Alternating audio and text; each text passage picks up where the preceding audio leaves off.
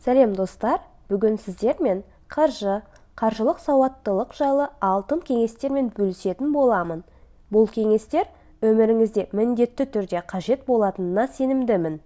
Видеоны соңына дейін көріп, портфеліңіздегі акция пайызының қанша болу керектігін, жеке капитал жайлы және қалай жалақыны өсіру керектігін біліп алыңыз. Ережелермен бөліспес бұрын видеоға лайк басып, пікір қалдырып кетулеріңізді сұраймын. Арнаға тіркелмеген көрермен болсаңыз, подписаться батырмасын басып, арнамның тұрақты көрерменіне айналуыңызды сұраймын. Сіздердің қолдауларыңыз мен үшін өте маңызды. Өтінішімді орындап болсаңыздар, ережелермен бөлісуді бастайын. Бірінші ереже. Алдымен өзіңе төле. Жалақы немесе сыйлық, бонус алып жатсаңыз, міндетті түрде бір бөлігін жинақ қорына алып қойыңыз. Кеміне сумманың 10%-ын алып қоюға кеңес беремін. Мүмкіндік болса, 30-50%-ға дейін алып қалсаңыз болады. Екінші ереже. 3-6 айға жететін қаржылық қор жинаңыз. Егер сізде бірнеше табыс көзі бар болса, ешбір кіріссіз қалған жағдайда 3 айға жететін қаражат жинақтаңыз. Ал егер отбасыңызда жалғыз кіріс әкелуші бір өзіңіз болсаңыз, онда ол сума табыссыз қалғанда 12 айға жететіндей етіп жинақтаңыз. Үшінші ереже. 50-30-20 ережесі. Ол дегеніміз, табысыңыздың 50%-ын міндетті қажеттіліктерге жұмсаңыз. Яғни, тамақ, пәтерақы, транспортқа кететін ақша. 30%-ын шығындарға жұмсаңыз. Ол өзіңіздің қажеттіліктеріңізді қанағаттандыруға, тойға, демалысқа кетуі мүмкін. 20%-ын жинақтаңыз. Оған инвестиция, ипотека, депозит жатады. Төртінші ереже. Бонус. Егер сіз күтпеген жерден қаражатқа кенелсеңіз, немесе күтпеген бонус алсаңыз, оны 3-ке бөліп жұмсаңыз.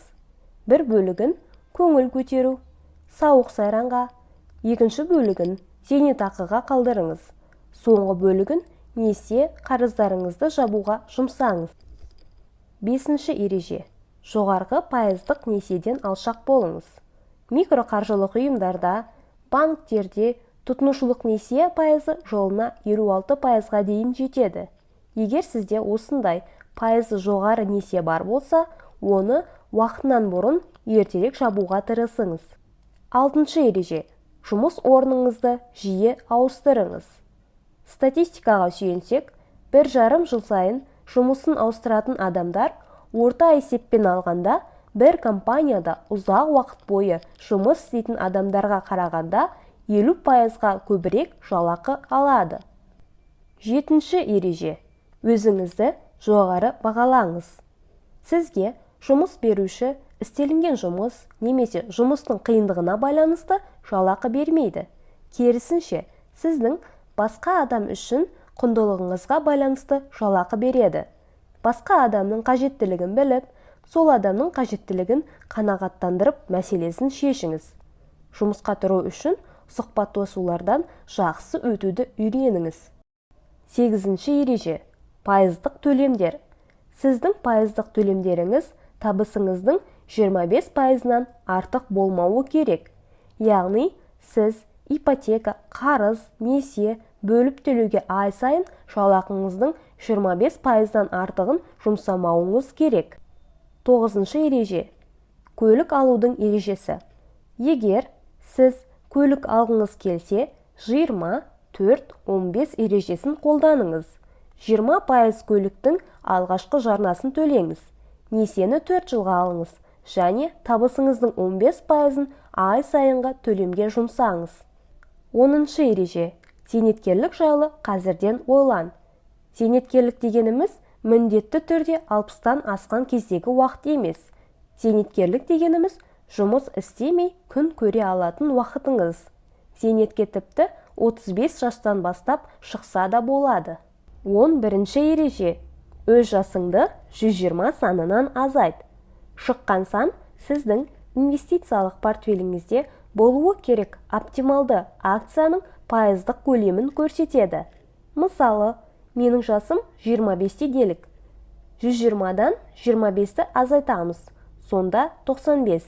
Ол дегеніміз, менің салымдарымның 95%-ы акцияларға, ал қалған 5%-ы облигациялар мен алтынға салынғаны жөн. 12-ші ереже. Нарықта акциялардың жылдық орташа табысы доллар мен 10%-ды құрайды. Соңғы 120 жылда акциялардың орташа табыстылығы доллар мен 10%-ды құраған, және осы тренд әлі де жалғасады деген сенім бар. Алайда, тәуекелді төмендету үшін кемінде жылдық 8%-дық табыстылық болады деп есептесеңіз болады. 13-ші ереже. Сіздің өз капиталыңыз болсын.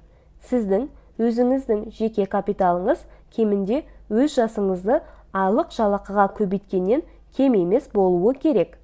Мысалы, менің жасым 25 делік, ал менің жалақым 500 мың теңгені құрайды делік. Яғни, менің жеке капиталым 25 көбейтілген 500 мың тең болады 12 миллион 500 мың болуы керек. 14-ші ереже. Өз капиталым дегеніміз, ол сіздің мүлігіңіздің барлық құны. Жеке капитал сіздің активіңізден пассивіңізді азайтқанға тең.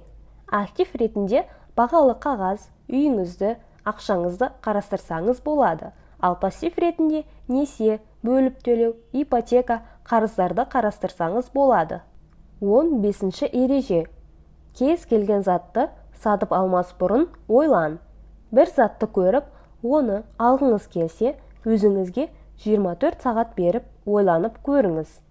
Мен осы затты шынымен сатып алғым келеді ме деген сұраққа жауап беріңіз. 24 сағат өткеннен кейін сіз оны әлі де алуды қалайтын болсаңыз, онда сатып алыңыз. Осылайша өзіңізге уақыт беру арқылы импульсивті сауда жасаудың алдын алатын боласыз.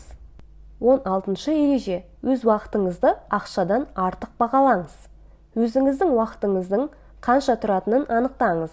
Егер сіздің уақытыңыз арзанға бағалануда деп ойласаңыз, онда жағдайды өзгерту керек. Әрекет етіңіз. Осымен кеңестер тізімі аяқталды. Достар, сіздерге видео ұнады деген үміттемін. Өзіңізге қандай да бір кеңесті түртіп алған болсаңыз, видеоға лайк басып, комментарий қалдырып кетулеріңізді сұраймын. Арнаның тіркелмеген көрермені болсаңыз, арнаға тіркеліп кетуіңізді сұраймын. Сіздердің қолдауларыңыз мен үшін өте маңызды.